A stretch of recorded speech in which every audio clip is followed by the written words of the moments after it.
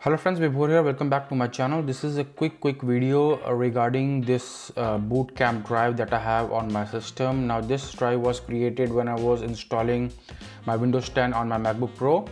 Now I have installed my Windows 10 on my external drive after this, and I do not require this Bootcamp partition. I'm going to delete this Bootcamp partition and add it back to my Mac HD, which was my original drive. That is the way I received my MacBook Pro in the first instance. So what happens, guys, when you go to your disk utility, you will generally see there are two drives over here. So this is my original Apple SSD. So under this Apple SSD, generally what you get is just one container in which you'll have a Macintosh HD hard drive and a Macintosh HD data drive. When you create a Bootcamp partition, it basically segregates your drive into two different disks. One disk is your Mac APFS container. The other one is your Bootcamp partition. Now I created 150 GB of Bootcamp partition. What I'm doing in this video is deleting this partition, adding it back to this container. Now you can actually do this by erase of your partition, but what that is going to do is it's going to create a separate drive altogether. It's not going to merge the data into the same drive. I want a single drive. So how to go with that? For that, guys, you need to go into the Bootcamp Assistant.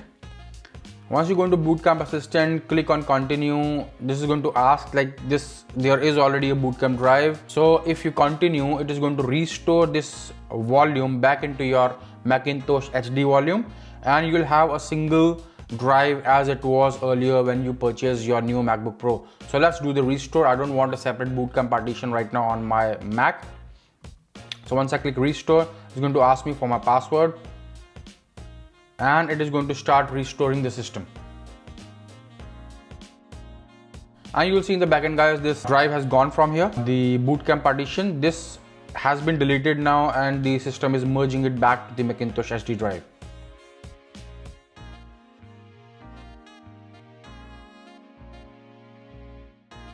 So it says the Windows partition has been removed from APFS container disk 1. So that's done, guys. You can just quit over here, and to recheck, you can actually go into your disk utility, and over here you can see it's just one partition now.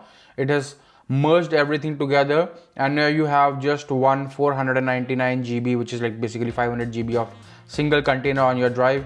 Everything is merged back into Macintosh HD and Macintosh HD data, and your Bootcamp partition has been removed. So that's all in this video, guys. This is how you can remove your Windows Bootcamp partition from your MacBook, MacBook Pro, MacBook Air, or any Mac system, and restore that space into your original hard drive and use it back into your Mac operating system. Like it, share it, subscribe to the channel, guys. I'll see you again in my next video. Bye bye.